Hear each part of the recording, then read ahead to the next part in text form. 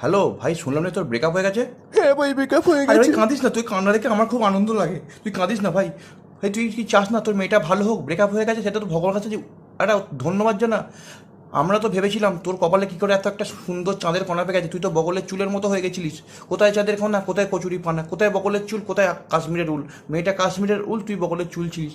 তুই কি আমাকে এখন অপমান দেখ, করছিস নাকি? মেয়েটার জন্য খুবই ভালো হয়েছে। আমি তো বলবো মেয়েটার জন্য খুবই ভালো হয়েছে। তোর মতো একটা ঢ্যামনা বজ্জাত হারামি ছেলে মানে ওর সাথে যে প্রেম করছিস সেটা খুব মানে আমাদের খারাপ লাগতো না দেখে। কত ভালো মেয়ে তুই পেয়ে গেলে। তো যাই হোক, কাঁদিস না ভাই। এটা দেখে তোর কি খুব আনন্দ হচ্ছে এভাবে নাকি? আমাদের আনন্দ তো লাগবেই না ভাই, তুই ব্যাপারটা বোঝ। ভগবান যা করে মঙ্গলের জন্য করে। তুই কি চাস না মেয়েটার ভালো জায়গায় বিয়ে হোক, ভালো জায়গায় ভালোভাবে সুখে শান্তিতে ঘর করে, একটা 2-3টে ছেলে মেয়ের মা হয়, একটা ভালোভাবে লাইফ স্টাইল ডিচ করুক। তোর সাথে থাকলে তো মেয়েটা তো নাকে দামে মরে যেত, তাই না? আরে ফোন রাখ, হ্যালো ফোন রাখ। হ্যালো হ্যালো, আরে ভাই হ্যালো।